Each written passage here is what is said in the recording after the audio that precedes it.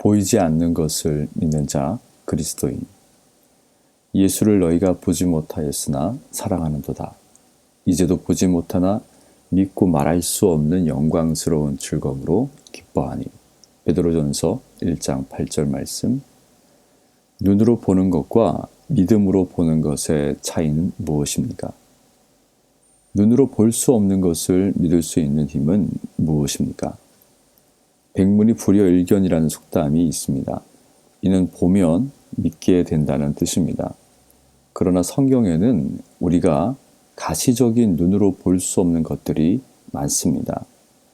눈으로 본 다음에 믿는 것은 기껏해야 감각에 의지한 판단일 뿐입니다. 그런 믿음은 성경이 말하는 믿음이 아닙니다. 성경이 말하는 믿음은 눈에 보이지 않는 것들에 대한 증언을 듣고서 믿는 것입니다. 베드로의 마음속 가장 깊은 곳에서는 주 예수 그리스도를 향한 근원적 충성심이 충만했습니다. 그의 충성심은 그리스도를 향한 사랑에 근거합니다. 마찬가지로 성경에서 보지 못하였으나라는 말과 보지 못하라라는 말은 과거라는 시제와 현재라는 시간의 상태만 다를 뿐이지 못 보는 것은 똑같습니다. 그러나 베드로 사도 시대의 그리스도인들은 가시적인 눈으로 볼 수 없었던 주 예수님을 믿고 그분의 영광을 경험하며 즐거워하고 기뻐하였습니다.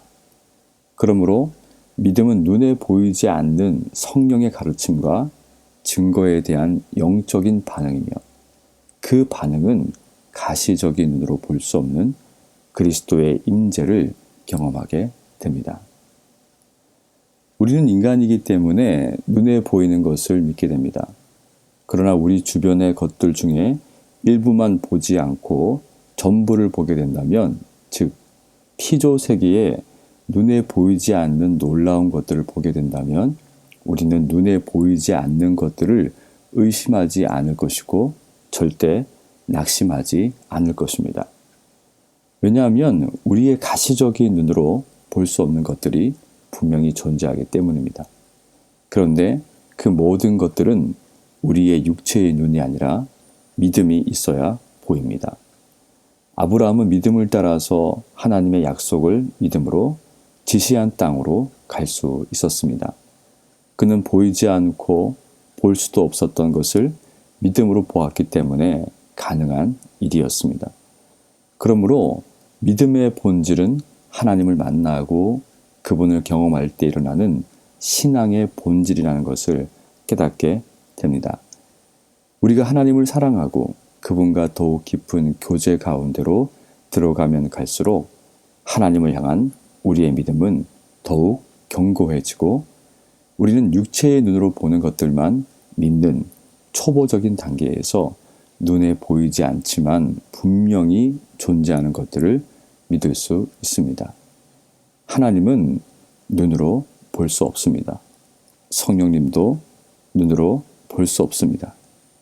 천국도 눈으로 볼 수 없습니다. 사랑도 눈으로 볼 수 없으며 성경이 기록하는 진리의 대부분이 눈으로 볼 수 없는 것들이 많습니다. 하지만 놀랍게도 우리가 하나님을 만나고 그분을 경험하게 되고 그분과의 사랑의 관계가 깊어지면 깊어질수록 의문에 쌓였던 모든 것들을 확연하게 믿게 됩니다. 결국 믿음은 하나님과의 교제를 통한 깊은 신뢰의 관계에서 나오는 것임을 깨닫게 됩니다. 하나님을 사모하고 그분 앞에 나아가는 것을 기뻐하십시오. 그것이 믿음을 얻고 눈에 보이지 않는 것을 보게 되는 시작입니다.